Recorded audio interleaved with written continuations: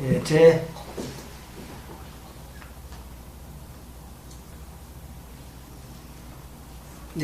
이번 강의 제목은 가치입니다. 보통 가치라 하는 것은 자기 혼자 있어도 가치가 된다고 생각하는데, 성경에서 사람의 가치는 우리 혼자 나는 가치 있습니다 라고 해서 이게 정해지는 게 아니고, 우리 몸을 하나님이 받으십니다. 받으시고 또 우리를 받게 하도록 하시는 분이 우리가 스스로 되는 것이 아니고, 예수님이 우리 몸을 받아서 아버지께 드릴 때 아버지 보시기에 가치 있는 존재가 돼야 되거든요. 그래서 가치라 하는 것은 큰 소리 쳐가지고 제가 가치 있습니다, 나 이런 식으로 가치 있는 행동을 했습니다 라고 이렇게 하나님을 향하여 우긴다고 해서 가치 있는 게 아니고, 하나님하고 예수님하고 이미 어떤 게 가치 있느냐를 두 분이 이미 결정을 해놨어요. 예수님은 우리를 받아서 드리고, 그걸 드리게 되면 아버지는 예수님을 통해서 자기 백성 성도를 받으시고, 따라서 가치 있는 것만 받기 때문에 우리는 어떤 게 가치 있는 것이냐, 성경적으로 하나님 나라에서 어떤 게 가치 있는가를 우리는 필수적으로 우리는 알고 있어야 되겠죠. 우리 인간은 자체적으로 죄인이기 때문에 가치 없습니다. 그런데 예수님께서 이 죄인, 이 못난 우리에게 예수님께서 우리 편이 되셔서 뭔가 손질을 했죠. 손질을 하게 되면 하나님께서는 가치 없는 죄인을 예수님이 손질했기 때문에 가치 있는 것으로 우리가 받아주십니다. 그래서 우리가 성경을 통해서 알 것은, 우리 예수님께서 자기 백성의 성도에게 어떤 손질을 했느냐, 무가치한 인간을 어떤 식으로 가치 있는 사람으로 변화시키느냐, 그 변화시키는 그 방식이 뭐였는가를 우리가 성경을 통해서 꼭 알아야 되는 겁니다. 여기 누가복음 14장에 보면 이런 대목이 나와요. 이 누가복음 14장 이 대목을 제가 설명해 드릴 텐데요. 이 설명 내용이 뭐냐 하면은, 가치 없는 인간을 예수님이 오셔서 하나님 또 받으시는 가치 인간으로 전환시킬 때 예수님께서는 어떤 방식을 사용했느냐, 거기에 대해서 제가 그 해당되는 본문을 지금 설명해 드리는 겁니다. 어떤 사람이 잔치를 배설했습니다. 그 잔치를 베풀었는데, 그 잔치를 베풀면서 많은 사람들을 잔치상에다가 초대를 했지요. 다시 이야기합니다. 하늘나라가 무엇이냐를 설명하면서, 잔치를 어떤 사람이 큰 잔치를 배설하고 많은 사람이 초청을 했다는 이야기부터 예수님이 이야기하는 거예요. 그렇다면 여기서 이제 눈치 빠른 사람들이 생각할 거예요. 가치 있는 인간은 어떤 분이 하늘나라 잔치를 베풀었을 때 거기에 참석할 수 있으면 가치 있는 사람이 되고, 거기에 어쨌든 간에 그 결과적으로 거기에 참석할 수 없다면 그거는 하늘나라에서 무가치한 존재라는 것이 판정나겠죠. 다시 설명드리면 이렇습니다. 예수님께서 어떤 잔치를 만들었는데, 그 잔치에 참석을 하는 자는 전에는 가치 없더라도 가치 있는 존재가 되고, 그 참석을 못한 사람이라면 자체적으로 나는 가치 있다고 아무리 우겨도 하나님 보시기에 무가치한 존재가 되는 겁니다. 그래서 하나님 보시기에 가치 있다 없다를 결정짓는 새로운 자리, 천국 잔치 또는 결혼 혼인 잔치, 이 잔치를 예수님께서 만드시는 거예요. 그럼 만들게 되면 거기에 참석 여부가 결정이 되는 겁니다. 참석 여부가 결정된다는 말은 특정 자리에 집결을 하게 되면 가치 있는 인간이고, 특정 자리에 집결을 못하면 아무리 본인이 스스로 가치 있는 존재라고 우겨도 그건 하늘나라에 받아주지 않는 무가치한 존재가 되는 겁니다. 우선 그렇게 말씀을 드리고 이제 혼인잔치를 배설했습니다.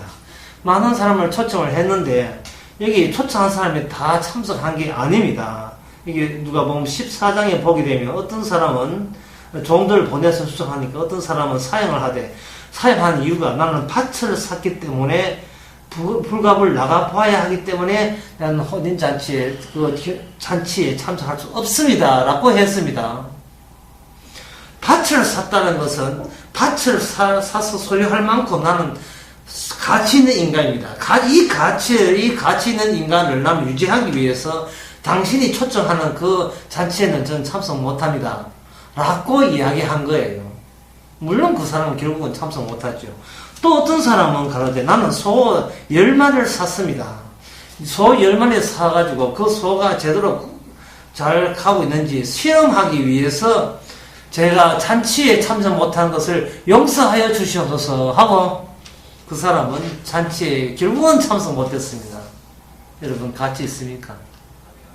그 사람이 소를 10마리 가질 정도로 본인은 스스로 자기는 나는 이 정도의 부자고 이 정도로 나는 소를 가질 만한 가치가 있는 존재라고 자부하지만 하나님한테는 그 가치는 일절 인정받지 못합니다. 또 어떤 사람은 말하기를 나는 장가 들었다는 겁니다. 방금 내가 내 결혼식이기 때문에 당신이 이야기한 그 잔치에 참석 못한다고 했습니다. 이 사람은 내 결혼 잔치는 어떤 가치보다 더 중요한 가치라고 우겼습니다. 어쨌든 간에 이 사람은 결국은 그 주인이 배설한 잔치에는, 파티에는 참석하지 못했습니다. 과연 결과적으로 가치 있는 존재입니까? 아니면 무가치한 존재입니까? 네, 그렇게 해서 종들이 복을 하니까 주인들이 대두를 하고 크게 노해서 빨리 거리에 나가서, 골목에 나가서 가난한 자들과 병신들과 소경들과 전원자들, 장애인들을 불러오라 했습니다. 이 소경들과 병신들과 그리고 전원자들, 가난한 자들, 그 시대에서 이 사람들 보고 가치 있다고 이야기할 사람은 아무도 없습니다.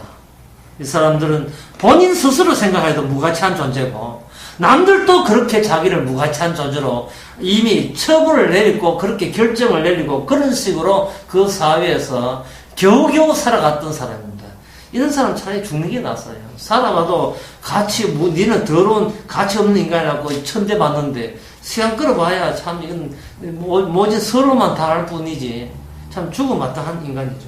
그런데 그 사람을 데려다가 주인이 하는 말이 네 잔치를 베푸는 내 집을 채우라고 했습니다. 그렇다면 그 사람들은 잔치에 참여하게 되었습니다. 그리고 24절 하는 말이 누가복음 14장 24절에 보면 내가 너에게 말하니 전에 청하였던 사람들은 한 사람도 내 잔치를 맛보지 못하리라 이렇게 그 주인이 단언했습니다. 대역전입니다. 이게 천국입니다. 참 천국 이상하죠. 그냥 천국 들어가서 한번 손들어 보세요. 손들면 다 뽑아내면 될 텐데 이상하게 천국은 일방적으로 사람들이 하나님이 일방적으로 지정한 자리에 집결을 되면 가치 있고 집결을 되지 못했다면 어떤 핑계든 어떤 구시도 관계없어요. 그 자리에 결국에는 참석 못하면 무가치한 인간이고 참석하면 그 사람이 이 땅에서 어떤 서름을 당해도 그 사람은 하늘나라에 들어갈 만한 가치 있는 인간이라고 이렇게 되는 겁니다. 그래서 제가 하는 이 말씀의 포인트는 뭐냐, 주님이 만든 자리를 발견해야 된다는 겁니다. 주님이 만든 자리는 우리가 갖고 있는 이 가치를 옹호해주는 가치가 아니고 초청하신 분의 가치가 더 높아지는 그곳. 그냥 일방적으로 우리를 그냥 불러서 우리 가치 높이는 목적이 아니라 주님이 불러주신 그 부르심의 가치만 높여지는 그 자리에 여러분 들어갈 용이 있습니까? 세상 사람은 전부 다 자기 잘난 거 있으면 자랑질하고 자기 못한 거 있으면 숨기려고 하는 그것이 팽배하고 그것이 유포되고 유행되는 세상에서 우리는 살고 있습니다. 우리는 어느새 그들의 가치, 그들의 기준에 완전히 몸에 푹 젖어 있어요. 젖어 있는 가운데서 주께서는 다른 방식의 질서를 우리에게 줍니다. 그럴 때 우리는 초청장에 와도 우리 너무나 잘나기 때문에 우리는 이 핑계 저 핑계 대면서 주님 초청장에 가고 싶어도 딴 더 중요한 일이 있다는 걸 핑계 삼아 못 갑니다. 하지만 주님께서 거기에 채웠던 사람들은 거리와 골목에서 가치 전혀 없는 걸로 판정난 사람들로 채워졌습니다. 예수님께서 이 말씀 하실 때 과연 천국은 우리 곁에 가까이 있으면서도 소위 내같이 잘난 재미로 사는 사람한테는 가까이 있어도 천국은 무슨 먼 나라 이야기처럼 들릴 것입니다.